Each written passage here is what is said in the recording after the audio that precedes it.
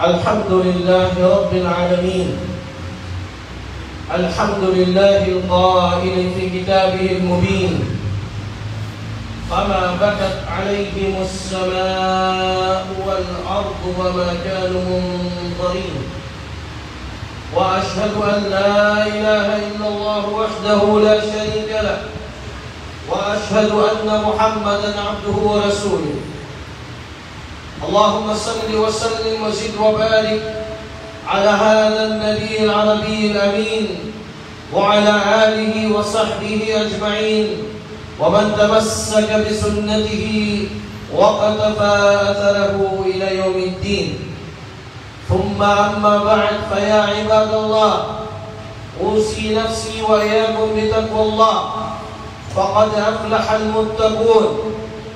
فقال من عز من قائل عليما: يا أيها الذين آمنوا اتقوا الله وقولوا قولا سديدا يصلح لكم أعمالكم ويغفر لكم ذنوبكم، ومن يطع الله ورسوله فقد فاز فوزا عظيما. اعلموا رحمكم الله تبارك وتعالى أن أصدق الكلام كلام الله، وخير الهدي هدي محمد صلى الله عليه وآله وسلم، وشر الأمور محدثاتها، وكل محدثة بدعة، وكل بدعة ضلالة، وكل ضلالة في النار. أيها المسلمون، لا شك إن الموت باب وكل داخله، كما تفضل به الشاعر العالم الشاعر النثري في زمن العباسية الإمام أبو العطاهية رحمه الله تبارك وتعالى الزاهد. فنحن نذكر أنفسنا بالموت دائما، وكفى بالمرء بالموت واعظا على أن نتوب إلى الله تبارك وتعالى من ذنوبنا، وأن نستغل هذه الحياة في عبادة الله تبارك وتعالى وفي نيل رحمته، إنه هو ولي ذلك ومولاه. Mga alipin ni Allah Ta'ala, mga kapatid sa pananampalatayang Islam, pinasasalamatan at pinupuri natin si Allah sa pagkakataong ito ay kasampu ng Rajab, taon 1446 ng Hijrah. Dalangin ko kay Allah Subhanahu wa Ta'ala na sa mga nalalabing mga araw na ito'y pasapitin niya pa tayo sa buwan ng Ramadan, sapagkat ang mga nalalabing buwan ay hindi natin mapapansin ang bilis nito na parang daglian lamang, mga kapatid sa pananampalataya. Parang kahapon lamang Rajab ng 1445 ng Hijrah, naghahanda ang mga tao patungo sa Sha'ban, tungo sa Ramadan, at ngayon ay maghahanda na naman tayo para sa banal na buwan na iyon. Nawa ay ihatid tayo ni Allah Ta'ala sa buwan na iyon. Nahanda ang ating mga puso, isipan at mga sarili sa pagsalubong sa buwan na iyon. Allahumma amin. Mga kapatid sa pananampalataya, tunay na ang kamatayan ay pinto. At bawat isa sa atin ay dadaan sa pinto na iyon patungo sa akhirah. Yan ay nasa tula ni Imam Abu al-Atahiyya rahimahullah. Sa time ng Abbasiyya na kung saan makikita mo ang sibilisasyon na bihasnan ng mga kamusliman ay nasa tugatog, nasa bantayo. At malimit na lamang sa mga kamusliman sa panahon iyon, tulad ng panahon natin itong mas lalong lumalala, ang umaalala sa kabilang buhay o tumatalikod sa makamundong bagay. Kaya si Imam Abu al-Atahiyya rahimahullah ay maraming nabubuong tula patungkol sa pagtalikod sa mundo at patungkol sa kabilang buhay. Isa na rito ang patungkol sa kamatayan na kanyang sinabi: al-mautu babun wa kullun dakhiluhu. Ang kamatayan ay pintuan, pinto, gate. At bawat isa sa atin ay dadaan sa pintong iyon. Ang Rasul sallallahu alaihi wasallam dumaan sa pintong iyon.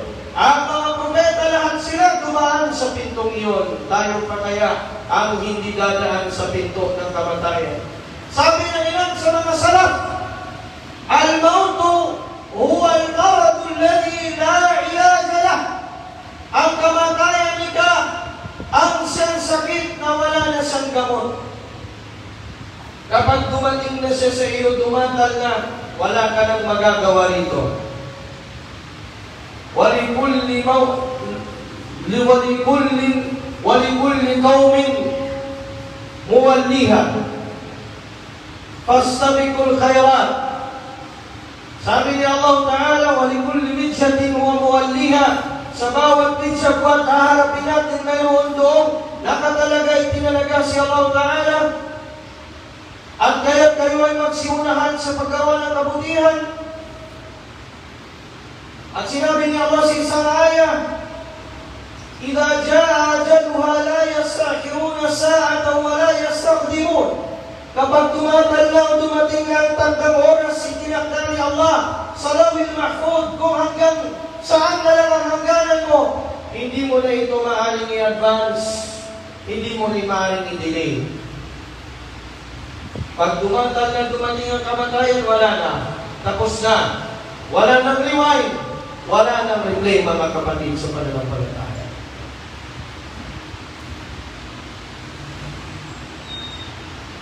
Hanggang saan ang mga masuwayin kay Allah Ta'ala at sundin sa kanyang kautusan sa araw ng maghukom ay sasabihin nila, Rabbana absarna wa sami'na farji'na na'mal salihan. Inna muqinun. Kapag nakita na nila ang realidad ng kabilang buhay, sasabihin nila magsusumamo kay Allah, Ya Allah, nakita na namin ngayon ang realidad. Narinig namin, totoo na pala talaga ito. Ngayon yakin na kami, tiyak na kami sa iyong sinabi sa amin. Pabalikin mo kami sa mundo lang, wala na. Tapos na. Yan ang hustisya ni Allah. Kapag dumatal na sa atin ang ating kamatayan, yuyupiin na ang lahat ng ang libro ng ating talaan ng ating mga ginawa. Tapos na, wala na, hindi na marilipok yun, hindi na maaaring ma-erase pa yun. Tapos na.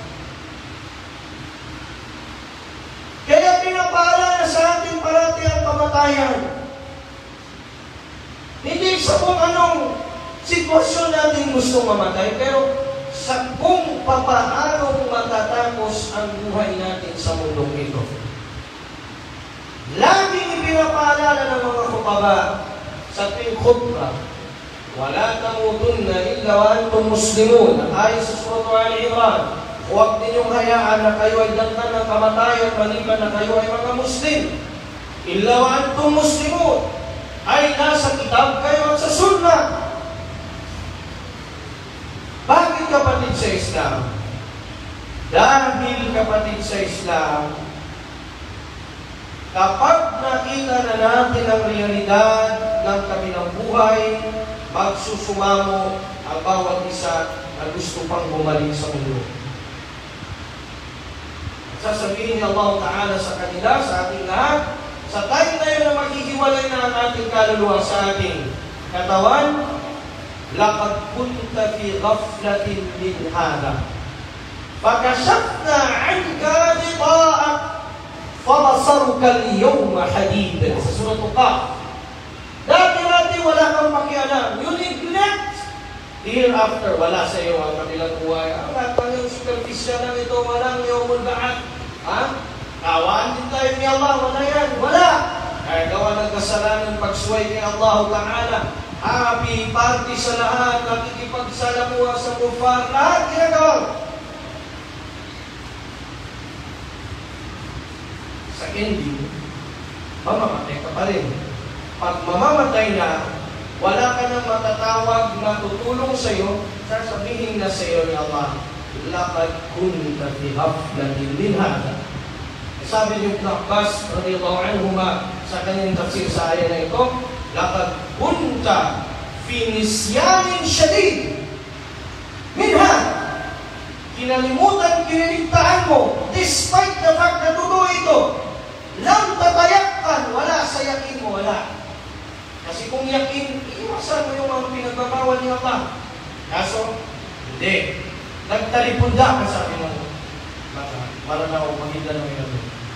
Hindi, pinabayaan mo pa rin. Alingat ka sa bagay na yun.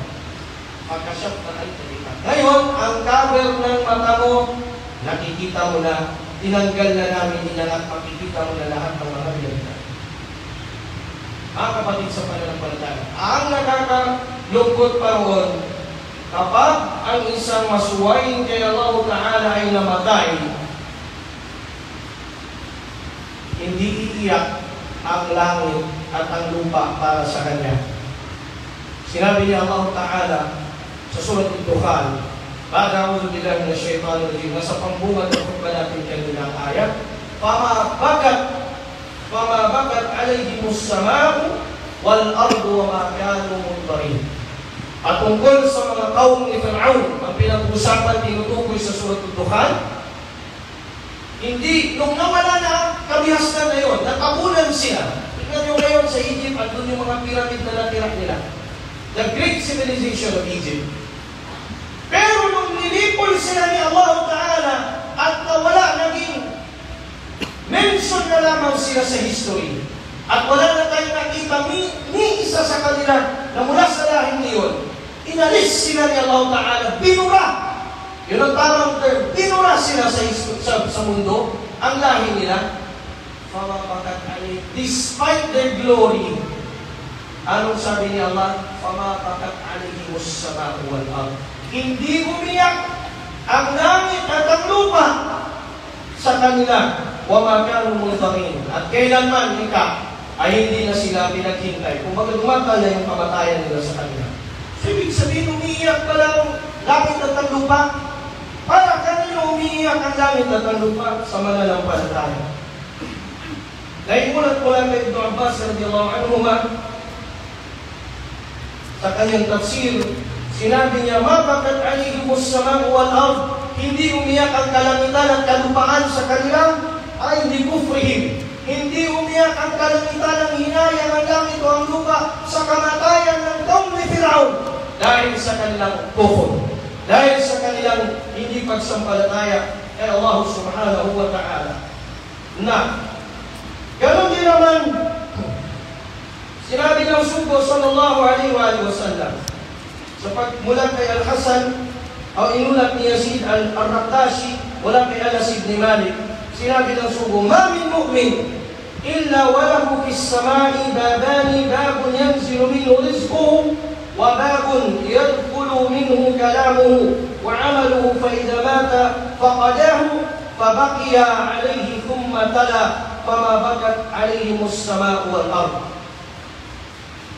Walang sino man mananampalataya, walang sino man mula sa mga mananampalataya, mu'min kay Allah Ta'ala, maliban na mayroon siyang dalawang pintuan sa paraiso. Pintuan na magmumula doon ang kanyang rizq, ang kanyang biyaya. At isang pinto naman na wababun yadkhul minhu kalamuhu wa amaluhu. Isang pinto naman na doon papasok ang kanyang mga salita at mga gawa, mga amal niya, mga paidamata. Pag namatay siya, mawawala na yung dalawang pintuan na yun. Fabakiya alayhi, at iiyak sa kanyang dalawang pinto niya. Matala, at pagkatapos ay binasa ng Propeta sallallahu alaihi wasallam ang ayat sa Surat Al-Dukhan, Fama bakat alayhimus sama'u wal ardu wa ma kanu mundarin. At tunay na hindi umiyak ang kalangitan at kalupaan sa mga hindi mananampalataya, sa mga bayan ni Fir'aun, at kailanman, kumbaga natuwa pa itong kalangitan at kalupaan sa pagkamatayan ng mga hindi sumasampalataya kay Allah Subhanahu wa Ta'ala. Ganun din binanggit ni Ibn Abbas, inulat na mga tabi'in mula sa kanya, sabi niya, li'anna al-mu'min idha mata, ang mananampalataya kapag namatay, bakat alayhi as-sama'u wal ard, iiyak para sa kanya ang kalangitan at ang kalupaan. 40 sabahan, sa loob ng 40 araw, 40 umaga. ang pipita. 40 tinatawag na umaga, walang tabkiya ala Fir'aun wa qawmihi. Hindi umiyak ang kalangitan at kalupaan, ang langit at ang lupa kay Fir'aun at sa kanyang bayan, li'annahu lam yakun lahum amalun yas'adu ila Allah salih. Dahil walang anumang amal mula sa kaum ni Fir'aun na umaakyat kay Allah Ta'ala na gawahing matwid. Fatabki alayhim as-sama'u wala masjid fil ard fatabki alayhim al-ard. Naam. Iiyak sa kanila ang kalangitan sa mga mananampalataya at iiyak sa kanila ang kalupaan. Sa isa namang riwaya si Ibn Abbas radiyallahu anhu ay nagsabi, nang tinanong siya, bakit iiyak ang kalangitan at ang kalupaan para sa mananampalatayang mamamatay? Li'annahu taqulu al-ard ya layta mu'minun yasjudu wa yabka' lillah ma o yakunu hayya. Dawa sabi niya ay sasabihin ng panghinayang kalangitan at kalupaan sapagkat ang mananampalatayang iyon ay maminis kumbaga ng kalangitan at ang kalupaan ang pagsujud at ang pagdikir ng mananampalatayang iyon. Kaya maiiyak ang kalangitan at ang kalupaan. Samantalang hindi mananampalataya, hindi iiyak sa kanyang kalangitan at kalupaan. Na ngayon mga kapatid sa Islam, nais ba natin mapabilang doon sa kung darating ang kamatayan natin ay iiyak ang langit at ang lupa para sa atin dahil sa ating pagsasala na maiiwan, dahil sa pag-aayuno natin na hindi na natin magagawa, dahil sa ating saka na maiiwan natin na hindi na natin magagawa, dahil sa pagsamba natin kaya walang hinayang ang langit at ang lupa. Yan ang tanong kapatid sa Islam. Itanong natin sa ating mga sarili. 40 sabahan, 40 umaga, iiyak ang langit at ang lupa para sa iyong magluluksa. Ang tanong, kabilang ka ba sa pagluluksaan ng langit at ang lupa kung ikaw ay mamamatay? O baka mamaya kabilang sa magdiriwang, pati ang mga malaika na namatay ka, dahil namatay na ang Muslim lang sa pangalan, pero sa kanyang gawain, sa kanyang sala, sa kanyang hajj, sa kanyang akida, mas mabuti pang namatay yan kasi Muslim lang sa pangalan. Kapatid sa pananampalataya. Pag nilaya natin, walang sino man sa atin dito ang makakapagsabing 10 taon pa siya maglalagay sa mundo, 40 taon pa siya tatagal, hindi natin alam. Maaaring 40 segundo, mawawala tayo. At hindi ang ibraw ang batayan dito ay ang pinundo mo ng mga ilang taon. Ang ibraw ang batayan dito ay ano ang huling ginawa mo bago ka namatay mo minsan sa mundo dito. Ang huling sinambit mong salita na aakyat doon kay Allah subhanahu wa ta'ala, nasaan magiging dahilan ng rida ni Allah sa iyo at magiging dahilan ng pag-iyak ng kalangitan kung ikaw man ay lilisan sa mundo ito. Aqulu qawli hadha wa astaghfirullah li wa lakum wa lil muslimina ajma'in min kulli dhanbin wa khati'ah fastaghfiruhu innahu kana ghaffara.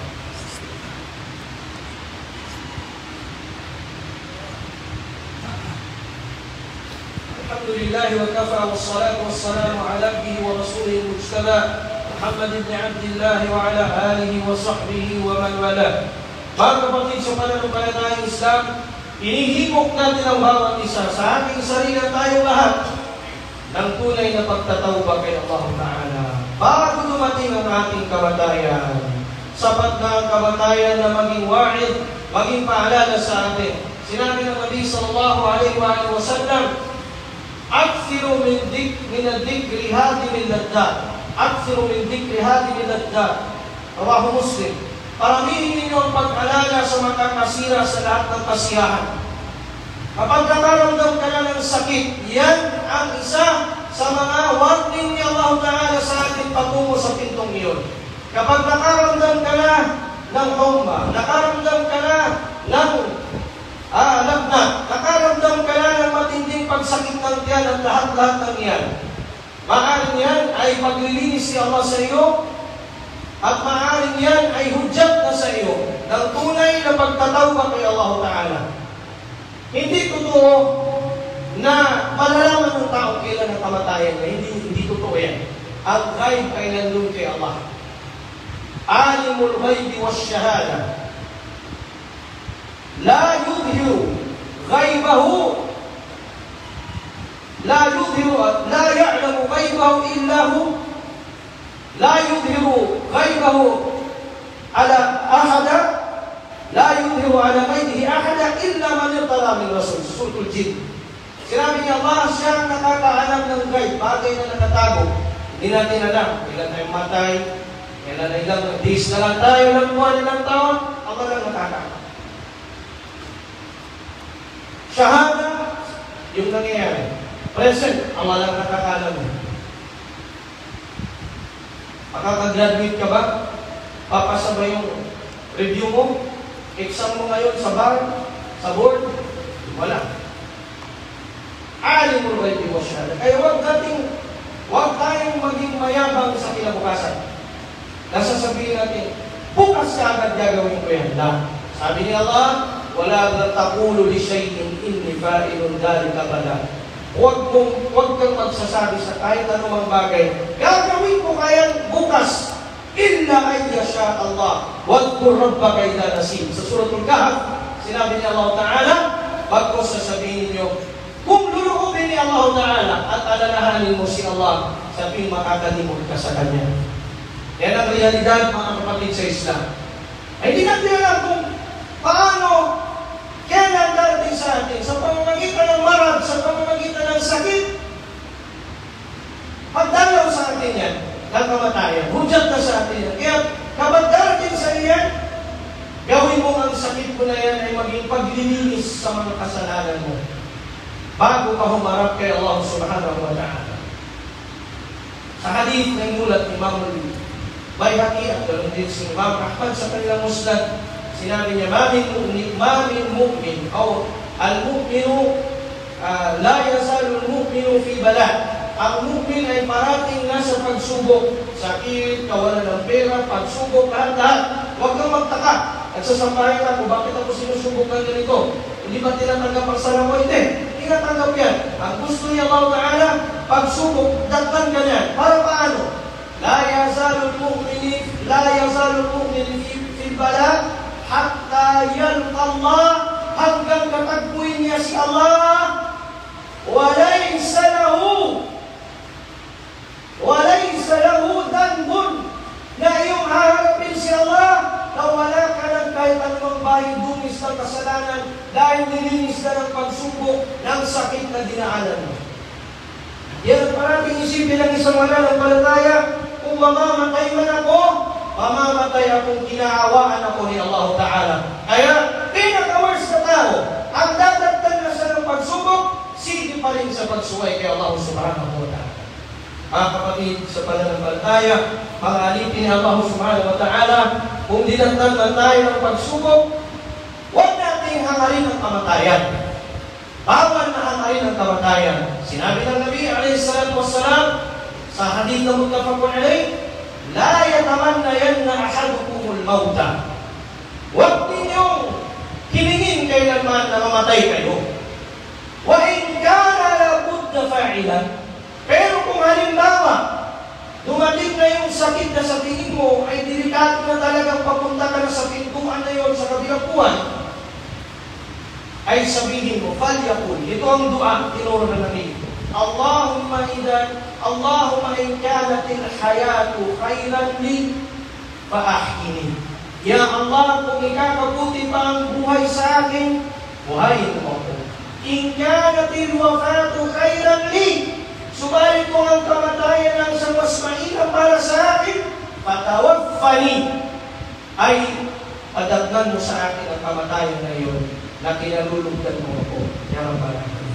Ang kamatayan, mga kapatid sa Islam, ang pag-aaralan mo lang sa kamatayan ay hingin mo kay Allah ang husnul khatimah, ang pinakamainam na katapusan ng buhay mo sa mundong ito. Hindi ka maliligtas ng pera mo, Hindi ka maliligtas ng mga sasakyan mo, hindi ka maliligtas ng posisyon mo, hindi.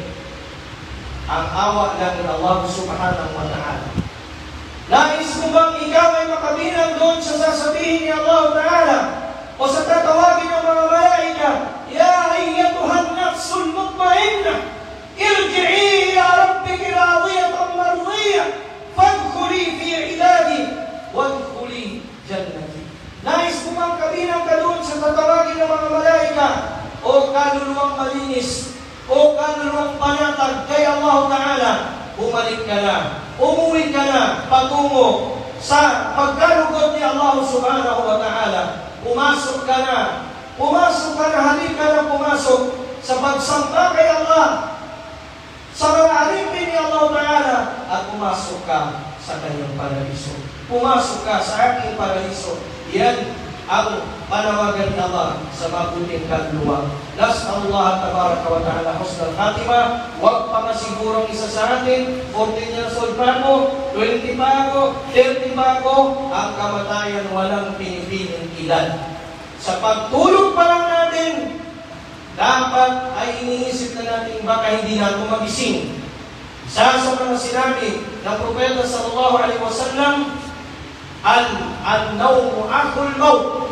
Ang pagtulog ay kapatid ng kamatayan. Ay hindi mo na malalaman kung ikaw ba ay magigising pa o hindi. Tinuro ng Nabi na kapag nakagising tayo ay pumuri kay Allah. Alhamdulillahilladzi ahyani ba'dama amatani wa ilayhi nusyur. Ang lahat ng papuri kay Allah Ta'ala na siyang bumuhay sa akin matapos siya akong pinagdagdag ng kamatayan, at sa Kanya magbabalik ang lahat ng mga nilikha. Mga kapatid sa Islam, nasa Allah husnal khatimah, idalangin natin kay Allah Ta'ala, dalangin natin sa Kanya na Kanyang pag-inamin ng senyo ng ating mga buhay sa mundong ito, at mamatay tayo ng mga sumasampalataya at sumusujud sa Kanya, Tabaraka wa Ta'ala, at doon ay malulungkot pati ang mga makhluka, ang mga nilikha kung tayo ay ayao o papanaw sa mundong ito at hindi mapabilang sa mga bayan ng kufar, mga bayan ng hindi man naniniwala kay Allah Ta'ala. Allahumma a'izz al-Islam wal muslimin wa adil ash-shirka wal mushrikeen ya rabbal alamin. Allahumma ansur man nasara dinaka ya rabbal alamin. Allahumma salli wa sallim wa zid wa barik ala nabiyyika wa ala rasulika Muhammadin sallallahu alaihi wasallam وعلى آله وصحبه أجمعين يا رب العالمين. اللهم اغفر لنا ذنوبنا جميعا، اللهم اغفر لموتانا، اللهم اغفر لموتانا واحشرنا مع القوم المؤمنين يا رب العالمين، واحشرنا مع المؤمنين، واحشرنا مع الصديقين والشهداء والصالحين والأنبياء، وحسن أولئك رفيقا يا رب العالمين. اللهم حسن ختامنا، اللهم حسن ختامنا، اللهم حسن ختامنا. اجعل آخر كلمتنا، اجعل آخر قولنا لا إله إلا الله محمد رسول الله يا رب العالمين. Ya Allah, gawin mo po na ang silyo ng aming salita na masasambit bago mahiwalay sa mundong ito ay ang kalimatus syahada, ang la ilaha illallah Muhammadur Rasulullah. Tawfiqan wafiqna lima tuhibbu wa tarda ya rabbal alamin. Waghfir lil muslimin wal muslimat al-ahya'i minna wal amwat ya rabbal alamin. Allahumma ihfaz ikhwatana وأخواتنا المسلمين والمسلمات يا رب العالمين عن كل شر ومكروه. اللهم اشف مرضانا يا رب العالمين. اللهم أعطنا على التوحيد والسنة يا رب العالمين. اللهم انصر إخواننا الذين يدافعون عن ديننا يا رب العالمين. انصرهم نصرا عزيزا مؤثرا من عندك يا رب العالمين. وصل اللهم وسلم وبارك على نبينا محمد وعلى آله وصحبه أجمعين والحمد لله رب العالمين. عباد الله قوموا إلى صلاتكم.